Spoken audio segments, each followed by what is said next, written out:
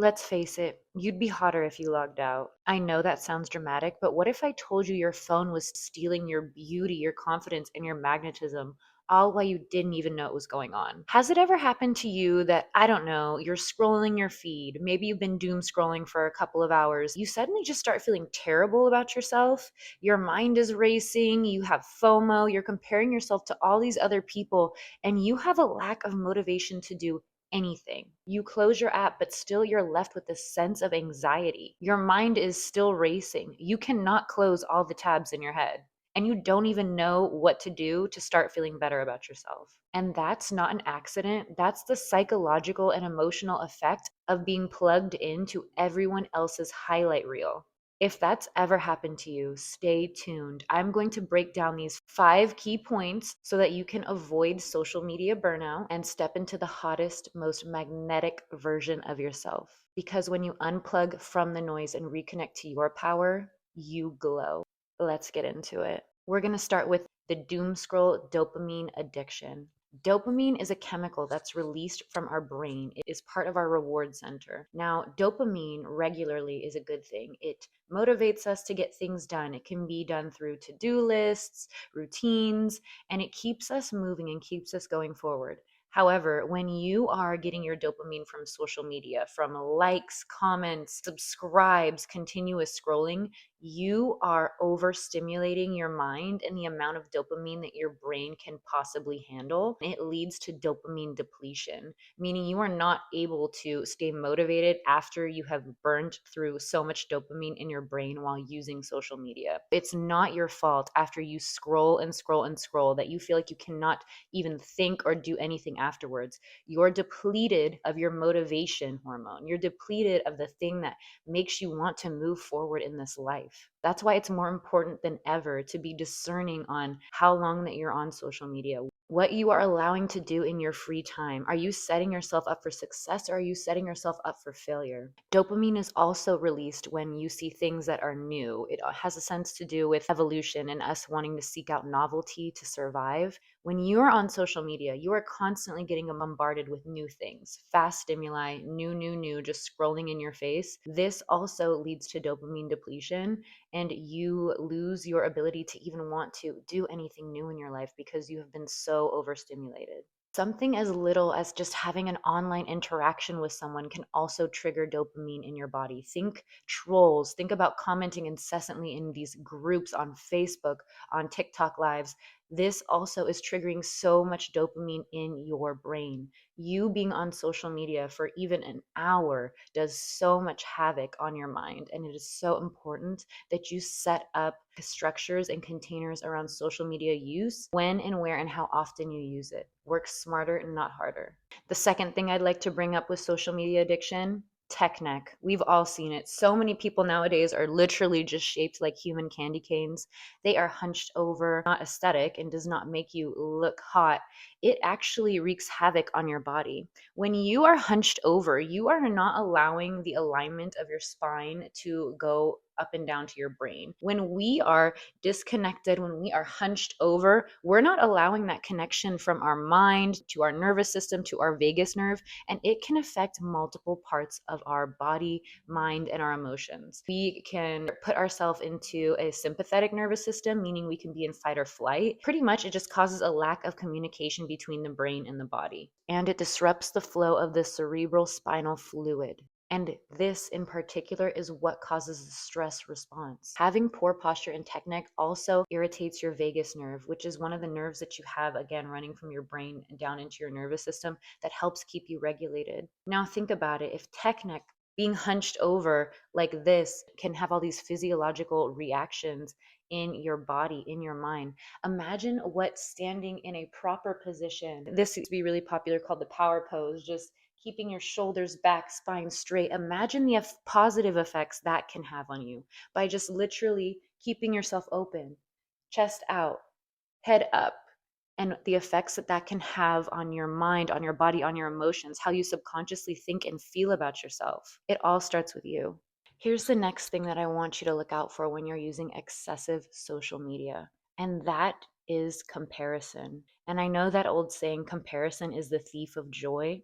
It is so true. When you are constantly consuming and seeing other people, seeing their highlight reel, their best outfit, their best hair, their best makeup, their best Facetune, their best photographer, and you are taking that in from a negative space or an envious space, you are comparing yourself to them in a negative way, and you are using that as a tool to hurt yourself because you subconsciously believe that that person has that thing and you can never have that. This causes so much excess stress in the body.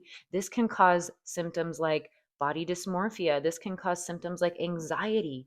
You will become your own worst critic when you are excessively using social media to compare yourself to others, compare yourself based on lifestyle, body, relationship, friendship.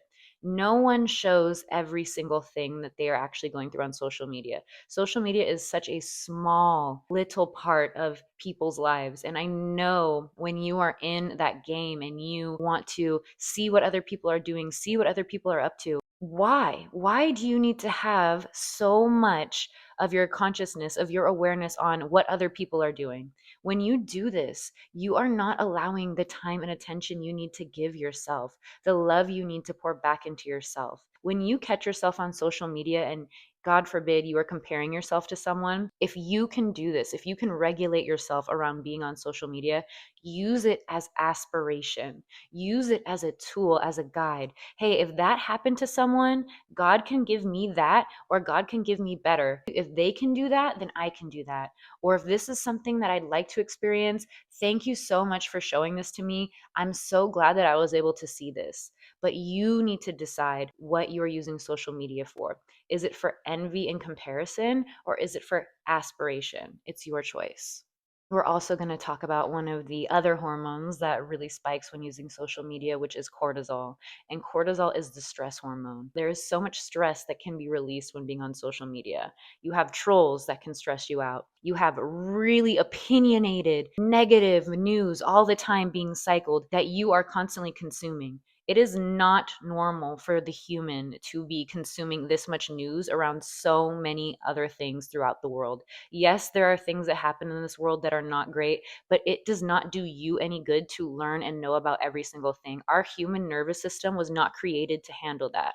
We used to live in tribes where people would be anywhere from 30 to 80 people, and we would only know what was going on in our tribe. If we are constantly putting ourselves in that situation, our subconscious mind cannot tell the difference between something that's happening on a screen or something that's happening to us. So you need to be so mindful when scrolling social media. You can get stressed out by anything. Someone yelling at someone, attacking someone on social media, your body can register that as that being done to yourself.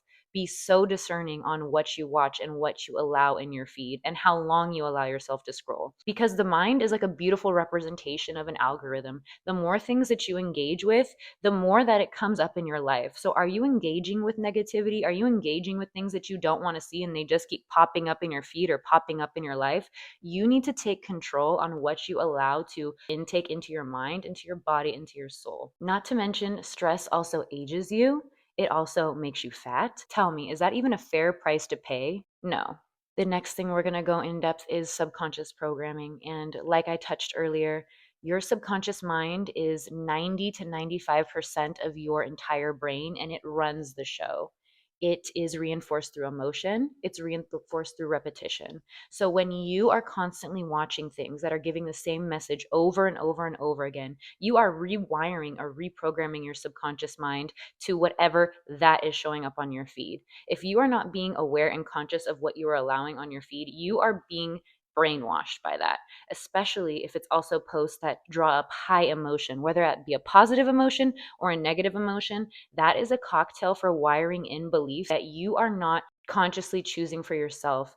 Become aware of what you are consuming. Your subconscious mind, again, does not know the difference between what is happening to you and what is happening to others. Choose to fill your mind and fill your feed with things that will uplift you, inspire you, and take you to your next level identity self. One of the things that I really focus on when I'm working with my clients is really outlining what their next level identity upgrade is.